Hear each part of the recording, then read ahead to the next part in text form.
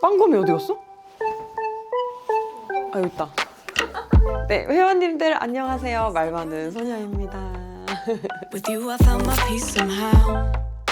Let go of every thought that was holding. 지난주에도 아주 가슴 찢어지는 아주 맴짓하는 그런 사연들이 많았어요. 어떻게 이렇게 우리 주변에 이렇게 찝찝한 사람들이 있는 건지 다들 이제 공감을 많이 하시는 것 같아요. 근데 이제 저의 요지는 그런 사람 판단하자는 게 아니라 내가 판단했던 나 자신을 판단하는 영상이었거든요. 그러니까 내가 그러지 말자.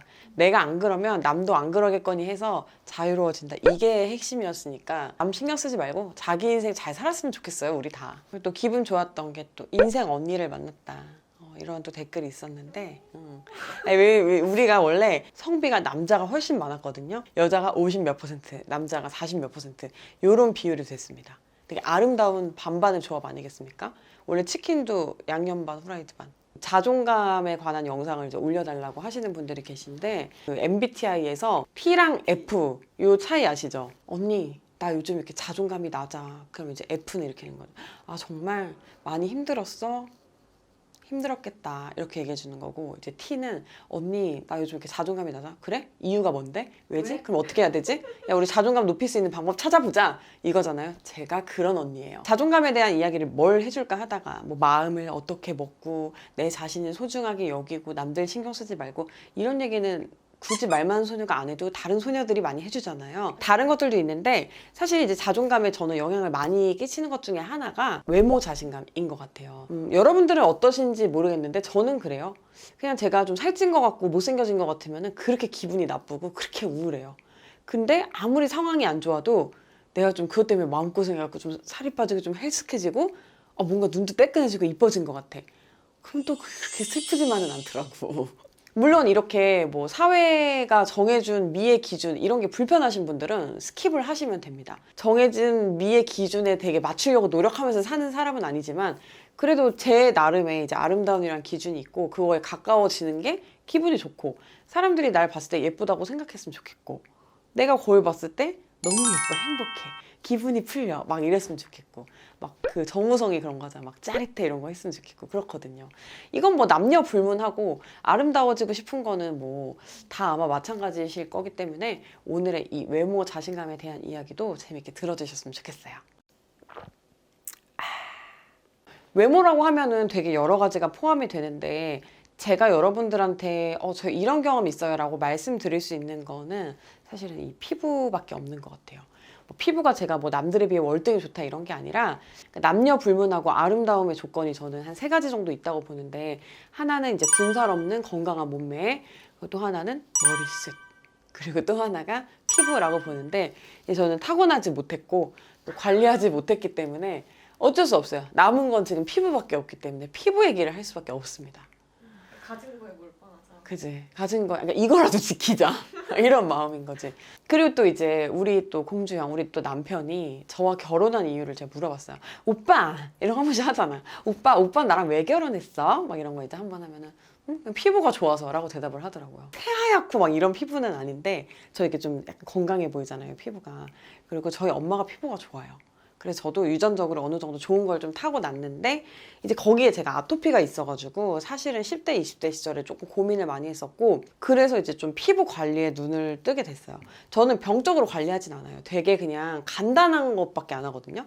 그러니까 화장품 딱 하나밖에 안 발라요. 좀 많으면 2개 정도. 아니다, 3개 할 때도 있다. 뭐냐면 스킨 칙칙칙칙 뿌리는 거. 비스트. 그거 아니면 닦아내는 거 뭐 그 정도 하고 뭐 조금 많이 안 좋다 싶으면 앰플이나 에센스 같은 걸 발라주고 그리고 수분 크림을 저는 미친 듯이 발라요. 이게 피부가 그거더라고. 나빠지는 순간이 딱 어떤 순간이냐면 얘가 건조해서 수분을 잃는 순간 피부가 확 상하더라고요. 술을 먹어. 탈수가 돼. 얼굴이 퍼석해지죠. 그런 순간. 밖에서 추운 데서 찬바람에 얼굴 싸대기 막 맞고 들어와. 빨개지죠. 그런 순간. 그러니까 이게 뭐든지 수분인 거예요. 그러니까 얼굴이 마를 틈이 없이 해줘야지 피부는 계속 좋은 것 같아요. 특히 이렇게 우리 동양인들 많은 악건성에 예민한 피부들은 정말로 이거 안 마르게 해주는 게 너무너무 중요한 것 같더라고요. 예전에는 막 경락 마사지도 받고 그랬는데 제가 일산으로 이사 오면서 경락 마사지 받는 그 뚫은 데가 없어가지고 일산에 싼 데서 여러 번 받는 것보다 좀 잘하고 비싼 데서 가끔 받는 게 더 몸에 좀 더 좋더라고요. 저는 뭐 연예인들 뭐 누구 한다 이런 데 좀 수소문 해가지고 유명한 데 찾아가가지고 좀 받는 편이에요. 이게 손으로 하는 거니까 그게 있다? 진짜 손맛이 있어. 손맛이 있어. 사람을 치유하는 그 손이 있는 것 같아. 약간 바디 컨디셔닝 하는 이렇게 몸 맞춰주시는 교수님이 있거든요. 거기도 한 번 받고 허리가 제가 좀 진짜 많이 안 좋았는데 그거 받고 나서 1시간 이상 운전이 가능해졌어.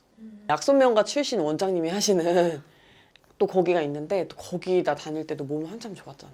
혈색. 그래, 입술이 빨개지더라니까. 나의 새하얀 입술이 맞아. 빨개지더라고. 싼 데라고 꼭 못하는 건 아닌데 그러니까 고수들이 있긴 맞아. 네. 근데 못하는 데 가면 안 되는 것 같아. 이게 맞는 사람 만나면은 평생 연락처를 잃어버리면 안 돼, 여러분. 무조건 가지고 있어야 돼. 또 이제 또 시술 얘기를 안 할 수 없죠. 이게 시술이 요즘 너무 싸요. 화장품을 뭐 웬만한 걸 뭐 좋은 걸 바르는 것보다 그냥 시술 한번 받는 게 훨씬 더 사실은 피부의 변화는 크잖아요. 그래서 시술을 내가 안 권할 수가 없는 것 같아. 왜냐면 우리 미용실 가격 생각해보면 이게 시술이 진짜 얼마나 싼지 딱 느껴지시죠. 근데 싸서 또 약간 못 믿겠다고 하는 분들도 있고, 그리고 시술이 워낙 다양하니까 여기서 뭘 해야 될지 모르겠다고 하시는 분들도 되게 많으신 것 같아요. 그래서 저도 뭐 모든 걸 다 해본 건 아니지만 그래도 이제 리프팅은 시술 말고 다른 걸로 하기는 좀 어렵잖아요. 뭐 화장품을 발라가지고 리프팅이 된다? 굉장히 일시적인 거고 그런 거는 도움이 안 돼요. 화장품은 그냥 진짜 수분, 영양을 채우는 용도지 이걸로 어떤 기능성을 생각하면 저는 안 된다고 생각을 해요. 이 리프트업 시술은 어떤 게 자기한테 제일 효과가 좋은지는 해보지 않는 이상 모르는 거거든요. 친구가 뭐 좋다고 해서 했는데 나는 별로 효과가 없을 수도 있어요.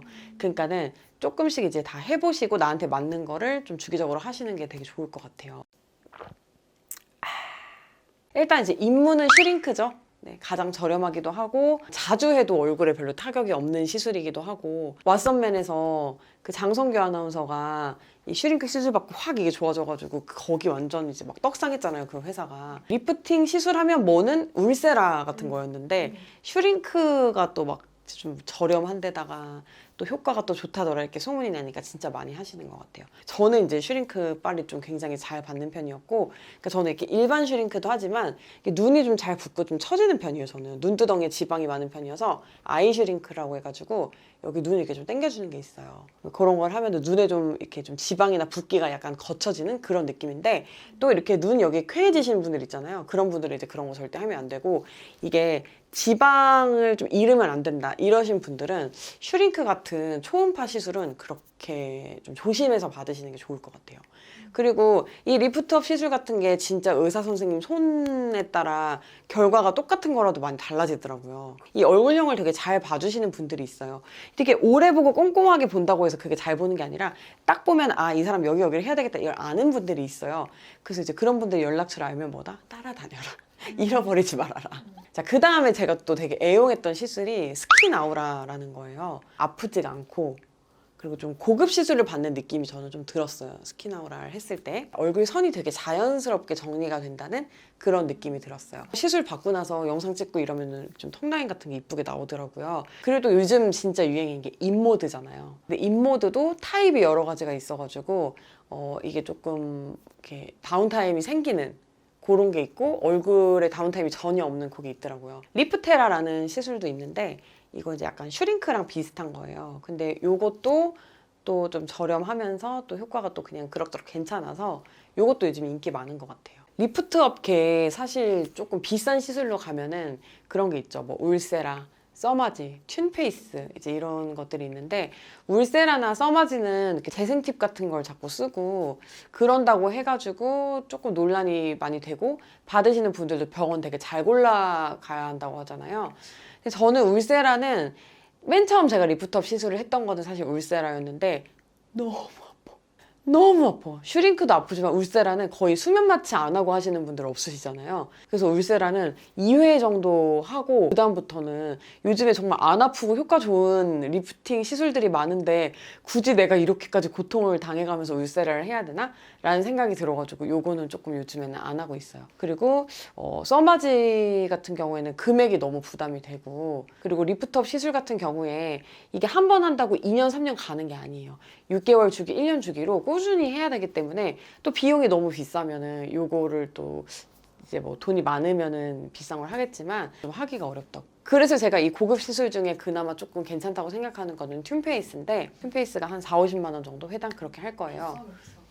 근데 이제 막 써마지 이런 거는 2, 300만 원 하고 울세라도 막 100만 원, 200만 원 하니까 그런 거에 비해서는 사실 가격이 그래도 좀 괜찮은 편이고, 튠페이스는 하고 나면은 이렇게 여기 이렇게 좀 이렇게 이렇게 약간 흡입을 하는, 그래서 입으로 이렇게 좀 이렇게 한 것처럼 이렇게 빨갛게 약간씩 올라와요. 저는 요게 한 2, 3일 정도 가고 했을 때도 그냥 화장으로 커버할 수 있는 수준이어가지고, 보통은 제가 촬영이 항상 있으니까 다운타임이 없는 걸로 하는데 그 튠페이스는 그냥 해요.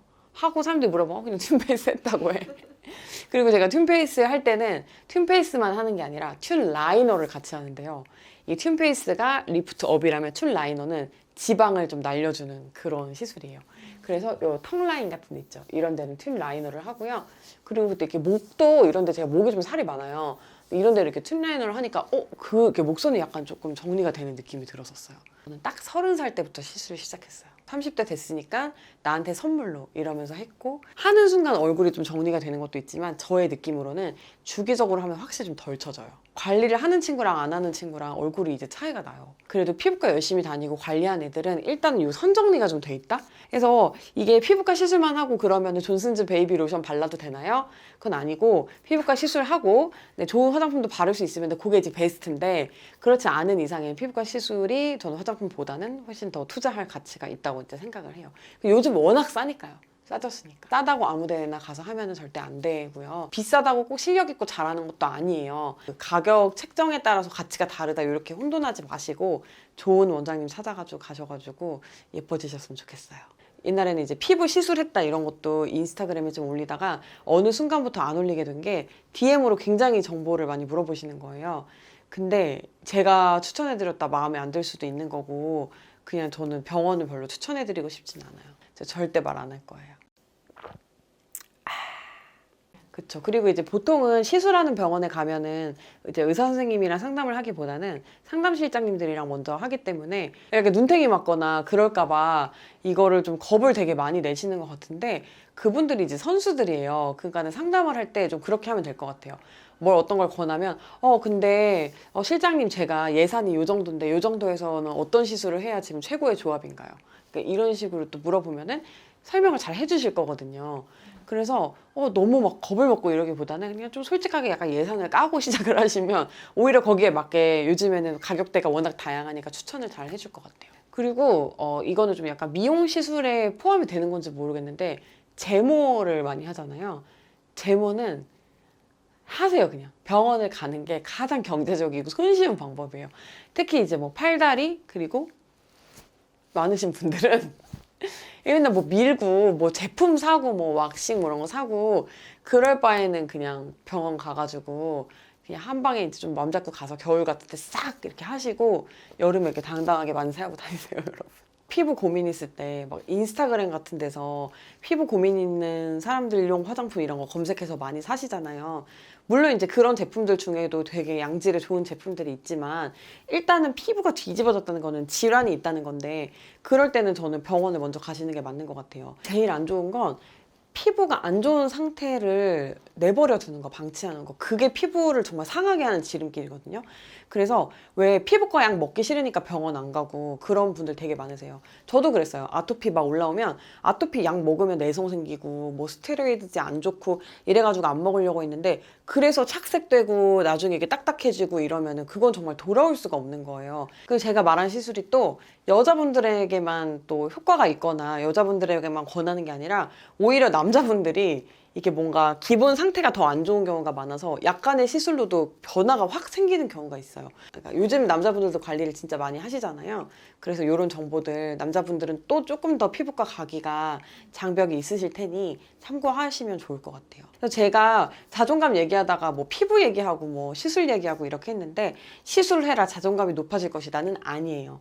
그런데 뭐 피부 고민이 있거나 거울을 보면서 맨날 마음에 안 드는 게 있는데 이거를 적극적으로 개선하려는 노력을 하지 않고 그냥 고민만 한다면 뭐가 달라질까요? 꼭 어떤 내면만 계속 만진다고 해가지고 자존감이 높아지는 건 아니라고 보고 눈으로 달라지는 게 얼마나 또 내면을 많이 달라지게 하게요. 우리가 예쁜 꽃만 봐도 기분이 좋고 파란 하늘만 봐도 기분이 좋잖아요. 그러니까 그렇게 진짜로 거울을 봤는데 조금씩 달라지는 내 모습을 보면 운동의 의지도 더 생길 거고 관리도 더 하고 싶을 거고 원래 이런 타입이고 이렇게 생겼으니까 이렇게밖에 못 살아 라고 생각을 하는 게 아니라 좀 적극적으로 해결해 보려는 그런 의지 그런 데서 또 자기 자신이 좀 감명을 받을 수 있다는 생각이 들어요. 예전에 제 친구 중에 한 명이 치아 고민이 되게 많은 애가 있었어요. 이가 좀 빼뚤빼뚤 해가지고 근데 걔는 항상 이렇게 가리면서 웃고 사진도 맨날 이렇게 찍고 그러는 거야. 그러니까 이게 얼마나 컴플렉스의 세월이 긴지가 느껴지시죠. 제가 교정을 해보라고 이야기를 했어요. 근데 갑자기 걔가 교정 되게 비싸지 않나? 이러는 거예요. 그러니까 이 고민을 가지고 알아보지도 않은 거야. 근데 상담을 받고 와서 교정을 시작하고 얼마나 밝아졌게요, 진짜. 아, 교정하면 되는 거였는데 난 이렇게 생겼으니까 가리고 살아야 되고 자신감 없이 살아야 되는 줄 알았던 거죠. 우리가 어떤 문제점이 있잖아요. 근데 그게 내면적인 거든 아니면 겉으로 드러나는 거든 이게 해결할 수 있는 방법은 다 있다고 생각을 해요. 그래서 이런 방법만 찾으면 우리가 이상을 지금 여기다가 잡아뒀어요. 여기까지 못 갈 수는 있어요. 하지만 이만큼을 가더라도 적어도 지금의 나보다는 조금 더 뭔가 개선을 할 수 있지 않을까라는 생각이 들어요. 그런 노력을 하는 자신의 모습 그 자체가 되게 자존감을 올리는 방법인 것 같아요. 사실 제가 이런 말을 해도 되는지는 모르겠어요. 무슨 내 배는 지금 너 무슨 얘기하냐, 여 양심 있냐 이러고 있는데 뭐야 이게. 선언하고 나면 그걸 또 지키기 위해서 이렇게 또 나아지는 게 있잖아. 그 선언을 한번 해야 되겠다. 우리 말 나온 김에 회원님들 이게 또 약간 헬스장 회원님들 같네?